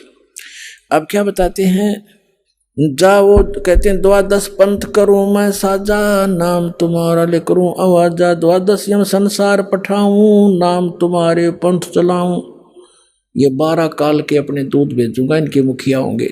जैसे राधा स्वामी पंथ का मुखिया शिवदयाल जी था, इसका इनका कोई गुरु नहीं, सिर पैर नहीं कोई ज्ञान का। सतलोक और सतपुरुष की महिमा गावे, इसको ये नहीं मालूम सतनाम किसे कहते हैं, सतपुरुष किसे कहते हैं, सतसार शब्द क्या है और सतलोक क्या है, अटपट कर रखी है उसमें। और फिर भी उनके पीछे बौड़ी आत्मा चिपके बैठे है। तेरे की धिक्कार है ऐसे ज्ञान को, ऐसी बुद्धि को, ऐसे संत को। वो काल के दूत थे, और उससे ये धनधर सतगुरु सच्चा सौदा जय गुरुदेव और ये सारी ब्रांच निकली हुई है। सच्चा सौदा सरसा जगमाल वाली जनोद भिवाड़ी वाला ताराचंद का चलाया हुआ, और ये ठाकुर सिंह का, ये सारा इसी काल के दूतों के चलाया हुआ है। तो यहाँ कहता है 12 यम संसार पठाऊं, 12 यम संसार पठाऊं, नाम तुम्हारा यानी सतलोक अमरलोक लेकर नाम चलाऊं, पंथ चलाऊं। प्रथम दूत मम प्रगट जाई, पीछे अंश तुम्हारा आई। काल क्या कहता है कि पहले मैं अपने दूत भेज दूंगा। परमात्मा ने कहा कि जब युग कलयुग बीचे 5500 पाचा, तब ये वचन मेरा होगा साचा, तब मैं अपना अंश पठाऊं और सब जीवों को सतमार्ग दिखाऊं। तो इसने कहा कि जब 5500 वर्ष बीतेगा ना कलयुग, उससे पहले हम अपने सारे भेज दूंगा और सबको भ्रमित कर देंगे। कोई देवता पे, कोई देवी पे, कोई तेरे ही महिमा सतलोक अमरपुर का के झूठी कथा सुना के गलत नाम दे करके मेरे जाल में फंसाए रखेंगे। क्या कहते हैं, प्रथम दूत मम प्रगट जाई, पीछे अंश तुम्हारा आई। पहले मेरे काल के दूत जाकर सबको भ्रमित कर देंगे, और पीछे से तेरा अंश आवेगा, उसकी कोई नहीं सुनेगा। या विद जीवों को भरमाऊं, पुरुष नाम जीवन समझाऊं। 12 पंथ नाम जो ले ही, सो हमरे मुख आन समोई। कहा तुम्हारा जीव न माने, हमरी और वो बात बखाने। और अनेक पंथ चलाऊं, या विद वासे भ्रमित ज्ञान फलाऊं। या विद अनेक पंथ चलाऊं और वासे उनसे भ्रमित ज्ञान फलाऊं। मैं दृढ़ फंदा रची बनाई, जा मैं जीव रहे उलझाई। देवल देव पाषाण पुजाई, ओए होए, देवल मंदिर और देवी देवता और पाषाण माने पत्थर की पूजा कराऊं। और तीर्थ व्रत जब तप मन लाई, कहता है देवल देव पाषाण पुजाऊं, तीर्थ व्रत जब तप मन लाऊं। इन बोल जा दूंगा इनको सबको। और यज्ञ होम और नेम आचारा, जैसे आप देखे ये यार, ये समाज के वेदों का नाम ले रहे, कवन यज्ञ पर आधारित सभा सभा कर चल मेरे भाई। अरे कोई यही मंत्र क्या, एक यही मोक्ष मारे गए? तो यह ऐसे देवी देवताओं के ऊपर लग रहे हैं। तो क्या कहते हैं, यज्ञ होम और नेम आचारा, नित्य नेम, कोई गीता का पाठ करता है, कोई गायत्री मंत्र करता है, कोई कुछ करता है। और अनेक फंद में डारा, जाओ जो ज्ञानी जाओ संसारा, जीवन माने कहो तुम्हारा। अब परमात्मा क्या कहते हैं, अब दास आज इतना समझाना चाहता था कि ये जो जाल जो दास समझाने जा रहा है कि ये केदारनाथ के ऊपर बना और जिसकी पूजा क्या कर रहे हैं, ये किसने बनवाया? तो ये काल ने कहा था कि जाओ जोग जीत संसारा, जीव ने माने कहा तुम्हारा प्रथम दूत प्रगटे मम जाई, पीछे अंश तुम्हारा आई। तो परमात्मा ने कहा था तू कर ले जो तने करना है। क्या कहा था भगवान ने कि कर ले तने जो करना है। मालूम था मालिक ने, दानी जान था तो बालक उसके सामने। परमात्मा को पता था कि इसके दूत जाके जो उन्हें भौंकना है भौंक लेंगे, बकना है बक लेंगे, अपने अनुभव के ग्रंथ बना चुके होंगे और सब समाज में जा चुके होंगे। तो मैं अपना दास भेजूंगा और सदग्रंथों का ज्ञान उनको कराऊंगा।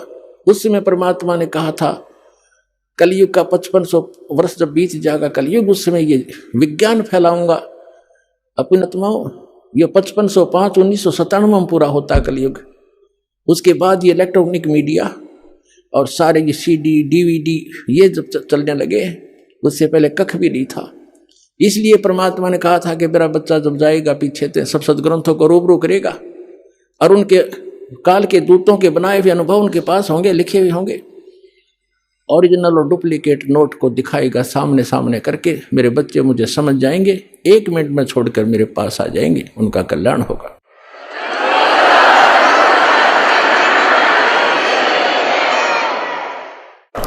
अब इसने क्या जुल्म कर रखा है, जैसे दास ने बताया और आपने इतिहास पढ़ा भी, हिमालय तीर्थ नामक पुस्तक में आचार्यों शंकराचार्यों द्वारा रची हुई है, केदारनाथ के द्वारा उस सोसाइटी समिति के द्वारा प्रकाशित है, लिखी हुई है।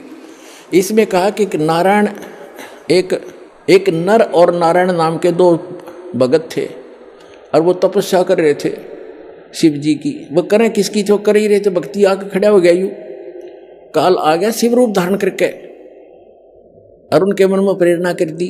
उन्हें जो मांगा वही बता दिया। वहाँ एक पत्थर का लिंग खड़ा कर दिया, अगले पूज लियो इसने बता। अब उस केदारनाथ बना के धर दिया। उस काल ने एक मंदिर, एक जादूगर बना देता है छोटी मोटी रचना। एक बार विश्वामित्र ने इतनी तपस्या कर ली कि वो एक अपने भगत को स्वर्ग भेजना चाहता था, उसको लोग अछूत कहते थे। तो इंद्र ने उसको रिजेक्ट कर दिया, वापस भेज दिया। तब उसको पता चला तो उसने नारा स्वर्ग रचने की ठान ली और अपनी सिद्धि छोड़ने लगा। तभी इंद्र ने आके क्षमा याचना की कि वहाँ झगड़ा हो जाएगा, 2 स्वर्ग बनेंगे, हमारा दोहना शांति भंग हो जाएगी, आप ऐसा ना करो। तो ये तो एक ऋषि कर देता है, छोटी मोटी कहानी। क्या इससे मोक्ष हो गया? एक पत्थर का टुकड़ा स्थापित कर दिया लिंग और उसको कह दिया तुम इसको पूजने जाइयो। ये काल का जाल है और यह आज आपके सामने भी हो रहा है। उसके बाद क्या हुआ, आगे कथा सुनाते हैं। ये कैसे छल करता है जीव के साथ। ये तो केदारनाथ की स्थापना आपने सुन ली कि नर और नारायण नाम के 2 ऋषि भक्ति करे थे। यू आकर खड़ा हो गया काल के मांगो क्या मांगते हो। उन्होंने क्या मांगा कि आप यहीं रहियो, पत्थर का एक। तो उसने पत्थर का लिंग बना दिया, किसी ने पूज लियो और वो खिस गया। अब मारे जाओ माथा उस पत्थर में, पूजने जाओ उसको। अब आगे एक और अजब कहानी आपको सुनाते हैं हिमालय तीर्थ के अंदर। देखिएगा, ये है हिमालय तीर्थ, वो पुस्तक जो हिमालय तीर्थ है ये। और केदारनाथ की रचना ये कहाँ से छपी है, ये आपको पहले ये देखिएगा कहाँ छपी है, ये देखिएगा। जेपी नपूरी, उप मुख्य कार्यकारी, श्री बद्रीनाथ केदारनाथ मंदिर समिति, ये ट्रैक्स एंड टूर्स कोलकाता, ये यहां से छपी है। Himalaya Tirtha a book on pilgrims by JP Naburi, ये सारा रंदू चक्रवर्ती प्रकाशक हैं, 76A/1 Bama Chandray road Calcutta. JP Naburi ग्रंथस्तव, मुद्रक हैं गिरी प्रिंट सर्विस कलकत्ता, कीमत इतनी, ये सारा। अब इसके हम यहाँ आते हैं। अब यहाँ तक हम पढ़ चुके थे 18 पृष्ठ पे कि श्री नर और नारायण, श्री नर और नारायण ने भगवान शिव की को प्रसन्न करने के लिए बड़ी कठिन तपस्या की। इस तपस्या से तीनों लोकों में उनकी चर्चा होने लगी, जिसकी सभी लोकों में प्रशंसा होने लगी। फलस्वरूप भगवान शंकर भी नर नारायण की तपस्या से प्रसन्न हुए और उन्हें प्रत्यक्ष प्रकट होकर ऋषियों को दर्शन दिए। उन दोनों ऋषियों ने भगवान भोलेनाथ के दर्शन से आनंद विभोर होकर स्तुतियों और मंत्रों से उनकी पूजा अर्चना की। भगवान शिव ने अत्यंत प्रसन्न होकर उनसे वर मांगने को कहा, तो भगवान शंकर की यह बात सुनकर उन दोनों ऋषियों ने देवादिदेव महादेव से प्रार्थना की, हे प्रभु यदि आप प्रसन्न हैं और वर देना चाहते हैं तो अपने इसी स्वरूप में जगत कल्याण एवं हमारी पूजा प्राप्त करने हेतु यहाँ स्थित होवें, ताकि जगत का महान उपकार एवं भक्तों को मनोरथ आपके दर्शनों से परिपूर्ण हो। इस प्रकार भगवान शंकर नर नारायण की भक्ति से प्रसन्न होकर वहाँ स्थित हुए। बताओ, अब कहते देवादिदेव महादेव भी यदि आप हम पर प्रसन्न हो तो भक्तों के कल्याण हेतु आप सदा सदा के लिए अपने स्वरूप को इस स्थान पर स्थापित करने की कृपा करें। यहाँ आकर आपका दर्शन पूजन करने वाले मनुष्यों को आपकी अविनाशी भक्ति प्राप्त होगी। ऋषियों की प्रार्थना सुनकर भगवान शिव ने ज्योतिर्लिंग के रूप में वहाँ वास करना स्वीकार किया। भगवान शिव से वर मांगते हुए नर और नारायण ऋषियों ने इस ज्योतिर्लिंग और इस पवित्र स्थान के विषय में जो कुछ कहा हुआ है अक्सर से सत्य है। इस ज्योतिर्लिंग के दर्शन पूजन तथा या स्नान दान करने से भक्तों, अब हम 19 पृष्ठ पर आगे हिमालय तीर्थ के लौकिक फलों की प्राप्ति के साथ साथ अचल शिव भक्ति और साथ ही मोक्ष की प्राप्ति भी सहज हो जाती है। हिमालय में केदार नामक पर्वत शिखर पर प्रतिष्ठित होने के कारण यह ज्योतिर्लिंग को श्री केदारेश्वर ज्योतिर्लिंग के नाम से जाना जाता है। केदार शब्द का शाब्दिक अर्थ ऐसे स्थान से होता है जहाँ दलदल एवं अति मात्रा में पानी हो। अब केदार क्षेत्र में यही स्थिति है, क्योंकि भगवान शंकर जलधारा प्रिय हैं। नर और नारायण ऋषियों के पश्चात अन्य ऋषि मुनि व भक्तों द्वारा यह ज्योतिर्लिंग पूजित रहा। तत्पश्चात महाभारत काल में पांडव गोत्र हत्या अर्थात महाभारत युद्ध में अपने भाई बंधुओं आदि की हत्या के पाप से मुक्ति हेतु यहाँ पर देवादिदेव महादेव की आराधना द्वारा की गई। अब पुण्यात्मा थोड़ा सा लिंक सुनाता हूँ। अब ये काल क्या करता है, ये काल क्या करता है, कैसे छल किया उसने, उनके अंदर यह प्रेरणा भर दी, क्योंकि इसके रिमोट में है कि आप यहाँ स्थापित हों। उसने एक पत्थर धर दिया, लिंग पत्थर का टुकड़ा, कि इसने पूज लिया करियो। काल कह रहा मैं ऐसे भ्रमित करूंगा इन सभी को। और इसमें यह भी प्रमाण दिया है कि वहां उसके दर्शन करने जाने वालों को लौकिक भी लाभ होगा इस लोक का, और उनके जो है उनको मोक्ष भी सहज प्राप्ति हो जाएगी। अब ये 15-20 हजार ने तो होगी मोक्ष प्राप्ति, वो मर गए बेचारे दब के दलदल में। तो तो पुण्यात्मा अब भी इतने जबरदस्त ठोकर लगी है मानव के, अब भी आंखें नहीं खुलेंगी तो आपने भांग घनी पी रखी है काल की। परमात्मा कहते हैं कबीर ये माया अटपटी, सब गठान अड़ी, और किस किस को समझाऊं या कुएं भांग पड़ी। अब उसके बाद क्या बताते हैं कि और भी वहां पूज्य स्थान है कि एक समय जैसे काल ने गीता ज्ञान देते समय श्री कृष्ण में प्रवेश करके कहा था कि अर्जुन तेरे दोनों हाथों में लड्डू, यदि युद्ध में मारा गया तो स्वर्ग जाएगा, और यदि युद्ध में जीत गया तो पृथ्वी का राज भोगेगा, आनंद करेगा, और तुझे कोई पाप नहीं लगेगा, मैंने सब मार रखे हैं, तू हो युद्ध के लिए खड़ा। उसको डरा धमका भयंकर रूप दिखा, तैयार कर दिया युद्ध के लिए। जब सारा महाभारत का नाश हो दिया, 18 करोड़ व्यक्ति मर गए लड़के कट के, और फिर उस युधिष्ठिर को बुरे बुरे सोपन दिखाई देने लगे। फिर श्री कृष्ण जी के उनके धार्मिक गुरु भी थे। दूसरे अध्याय के 7वें श्लोक में अर्जुन स्वयं स्वीकार करता, आप हमारे गुरु हो, मैं आपकी शरण हूं, हमें जो ज्ञान यथार्थ ज्ञान हो वही बताइएगा।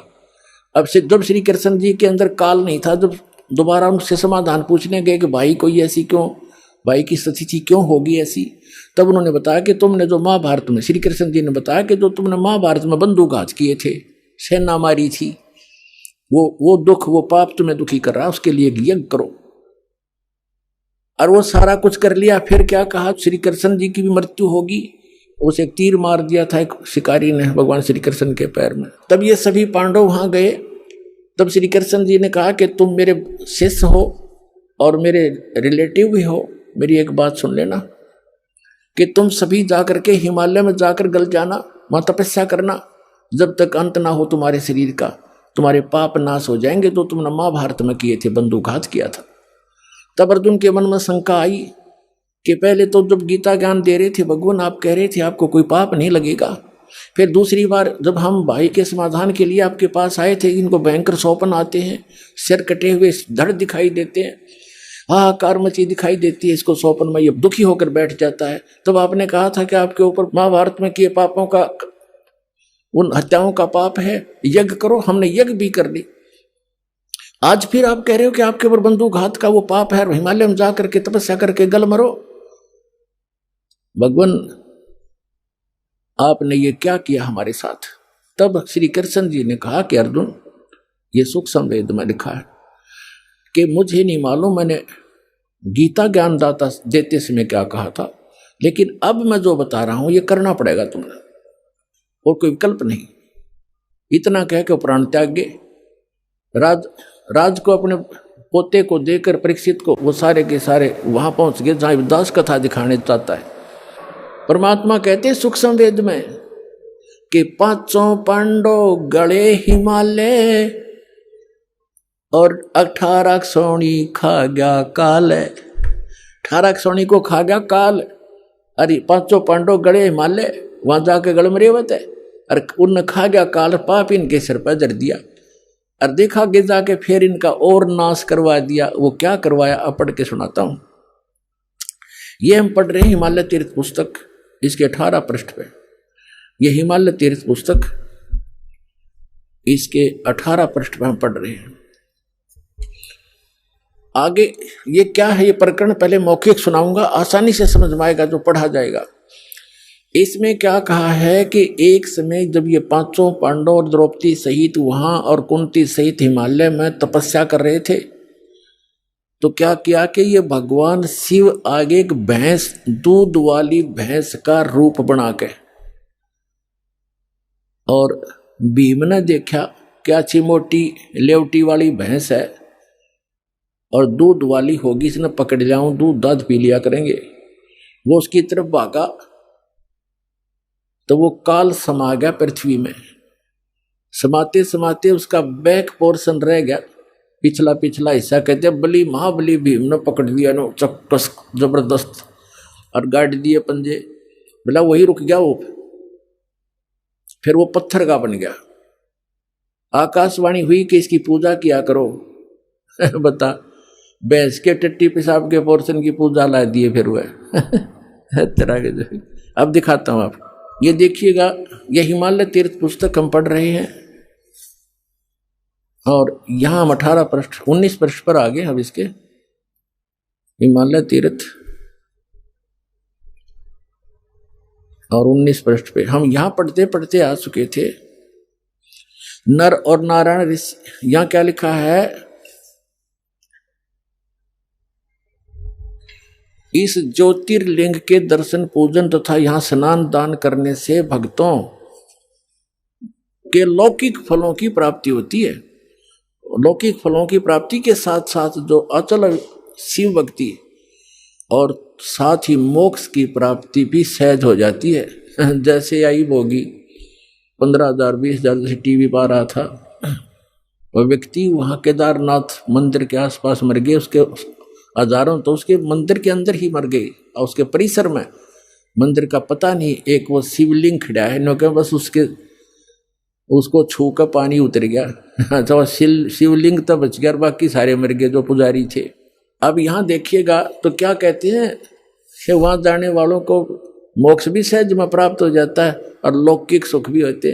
फिर गीता के ज्ञान देने की क्या आवश्यकता थी, गीता पढ़ने की क्या आवश्यकता थी, फिर वेदों की क्या आवश्यकता थी। अगर वहां ऐसे जाने से मोक्ष हो जाता है तो बहुत आसान। नहीं तो ये भ्रमित, ये फैलाया हुआ जाल है काल का। इसने पहले कहा था कि ऐसे भरमा दूंगा देवल देव और पाषाण पुजाऊं, या विद जीवों को भरमाऊं।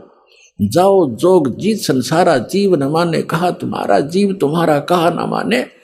और हमारी ओढ़ हो बात बखाने, हमारे संज्ञान के आधार से वो एडवोकेट बन जाएंगे, वकील बनेंगे मेरे, और तुम्हारे साथ विवाद किया करेंगे, तुम झूठ बोलते हो।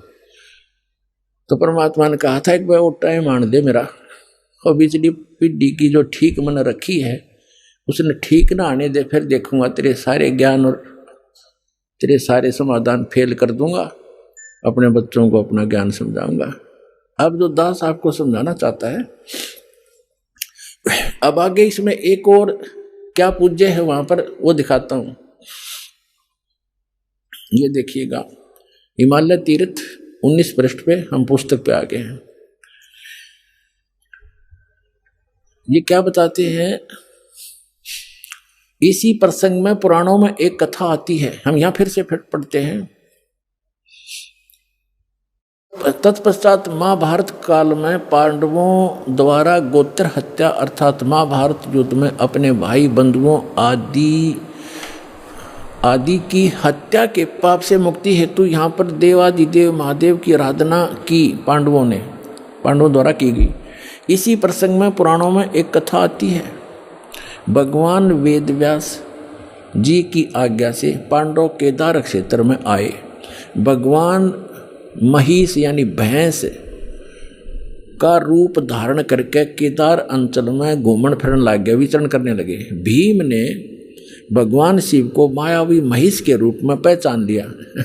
अब ये तो लेखक की अपनी चतुरता है, उसने तन्नो देखा था कि अच्छा मोटा लेवा है और दूध बढ़िया देगी, इसने पकड़ दिया, भाग के हो गया था भैंस पकड़न, और वो बन गया उसके सिर का दर्द। ये देखो, भीम ने भगवान शिव को मायावी महिष भैंस के रूप में पहचान लिया।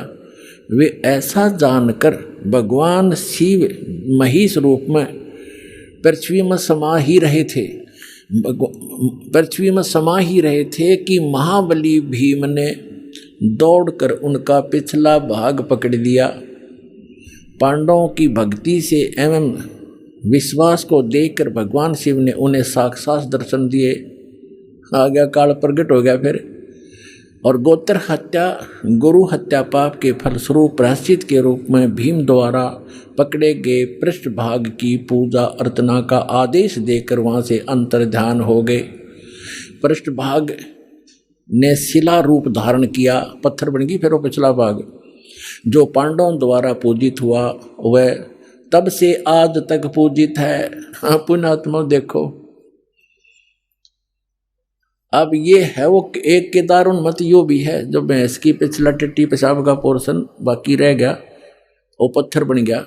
और काल आ गया शिव रूप धारण करके और कहा कि इसने पूजा करियो, थारे सारे पाप कट जाएंगे। ये कट गए पाप, वहाँ हो गया नाश। ऐसा दुख हो रहा है दास को। अब ये केदार कैसे बने थोड़ा ये दिखाते हैं, देखिएगा। आज तक पूजित है भीम द्वारा पकड़े गए पृष्ठ भाग को पूजा अर्चना का आदेश देकर वही अंतर ध्यान हो गए। पृष्ठ भाग उस भैंस का पिछला हिस्सा टट्टी पेशाब का पोर्शन ने शिलारूप धारण कर किया, जो पांडवों द्वारा पूजित हुआ और वह तब से आज तक पूजित है। महिष का अग्र भाग नेपाल में जाकर प्रकट हुआ, जो पशुपति नाम के नाथ के नाम से विख्यात हुआ। आप बताओ, अब नेपाल में भी ये कल कर गया काम, अगला हिस्सा मुंह वहां दिखा दिया, कहते वहां निकल कर प्रकट हो गया और वहां कह दिया भाई ऐसे पांडवों को मिलो। उन्होंने फिर बताया कि यहाँ ऐसे समाये थे और नेपाल में निकले वहां जाकर, वो शर वहां पत्थर हो गया। अब वहां एक मंदिर बन गया पशुपति नाथ का, वहां लाग गए पूजा कर। कोई बात है, काल का फैलाया जाल है सारा। नेपाल के अंदर जो जाते हैं श्रद्धालु पूजने के लिए, ये भी वही काल का जाल है। आगे देखो, वो पशुपति नाथ से विख्यात हुआ नेपाल में। फिर क्या बताते हैं, भैंस के अन्य 4 भाग क्रम से तुंगनाथ में बाहु, रुद्रनाथ में मुख और मध्य महेश्वर में नाभि, कल्पेश्वर में जटा। इस प्रकार केदारनाथ को छोड़कर महेश रूपी यानी भैंस रूपी भगवान शंकर के अन्य 4 भाग केदार क्षेत्र में प्रतिष्ठित हुए। केदारनाथ सहित ये स्थान 5 केदार नाम से विख्यात हुए। ओए होए होए होए, ये पर भी लेन जात है दुनिया, हमरा ज्ञान किने ना सुनिया। पुण्यात्माओं, इस काल के जाल को समझो और इस सतलोक आश्रम बरवाला में आओ और अपना कल्याण करवाओ। इस पृथ्वी पर यदि एकमात्र स्थान है परमात्मा कबीर जी द्वारा चलाया हुआ यथार्थ ज्ञान अपने बच्चों के लिए, इसको पहचानो। और पुण्यात्माओं, उस परमात्मा ने आकर ये ज्ञान दिया था। 600 वर्ष पहले परमात्मा बताया करते थे और क्या कहा करते थे, धर्मदास ये जग बोरा ना, कोई न जाने पद निर्वाण। ये पूरा विश्व भ्रमित है और किसी को भी मोक्ष मार्ग का ज्ञान नहीं। यही कारण मैं कथा पसारा, जग से कोई एक राम नियारा। यही कथा तुम जग जीव सुनाओ, सब जीवों का भरम नसाओ। अब मैं तुमसे कहूं चताई, तेरे देवन की उत्पत्ति भाई।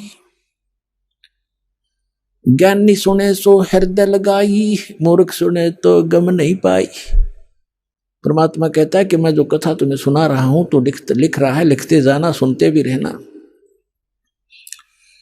और इस कथा को तू आगे संसार में बताना और सब जीवों के भ्रम का नाश करना। तो पुण्यात्मा, सौभाग्य आपका, आप जी को परमात्मा का ये मार्ग उस समय में मिल रहा है जो परमात्मा ने ये प्रकट करना था। और धन्य है आपके माता पिता जिससे आपका जन्म हुआ। वो माता पिता आपको अपने बच्चों को यहाँ लेकर आते हैं, ये आपके सच्चे माता पिता हैं।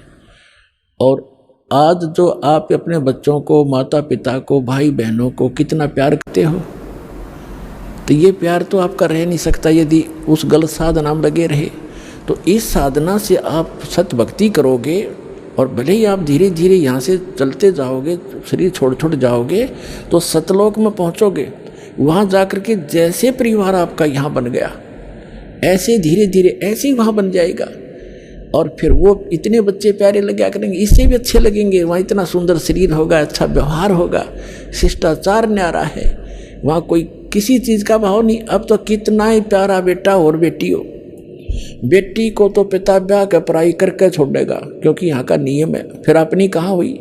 और बेटा कितना ही प्यारा है, जब वो युवा हो जाएगा उसको कहेगा बेटा अपना काम कर। जब वो काम नहीं करेगा तो दुश्मन दिखाई देगा, क्यों कर कभी ना खाता।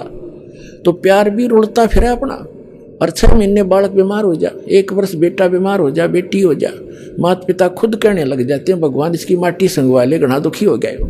दुखी तो वो खुद होते हैं पर कहना पड़ता है ना, यूँ घना दुखी हो रहा है। इसी प्रकार माता पिता 6 महीने दुखी हो जा, दरंग मार जाए, टट्टी पेशाब दौड़ना पड़ जाए, तो बेटा बेटी तो जल्दी, पुत्र को दूर, बेटा तो जल्दी हाथ खड़े कराया करे। तो ये प्यार यहाँ का नकली है भाई, सथाई नहीं है। ठीक है, ममता और ये शिष्टाचार यहाँ भी हमने बनाए रखना पड़ेगा, और इस भक्ति से फिर आपको ऐसे अटैक नहीं होंगे। अधर्म पैरालिसिस भी हमने देखा, यहाँ नाम लेने के बाद कईयों का क्रम अड़ गया, पैरालिसिस हो गया और तीसरे दिन चालन लाग गए। बताओ, वो दुख भी टाल दिया भगवान ने। तो ये ऐसे सुख देगा, आप यहाँ भी सुखी रहोगे और सतलोक में सदा अमर स्थान पाओगे।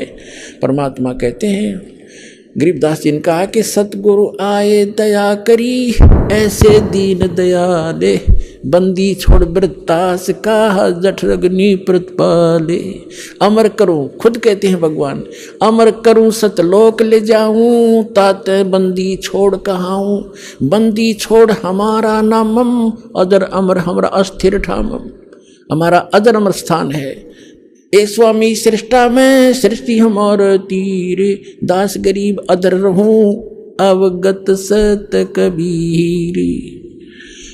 भजन करो उस रब को, जो दाता है कुल सबे का। उस परमात्मा की भक्ति करो पुण्यात्माओं, और समझा है तो सिर धर पाओ, गौर नहीं रे ऐसा दाओ। बोलो सतगुरुदेव।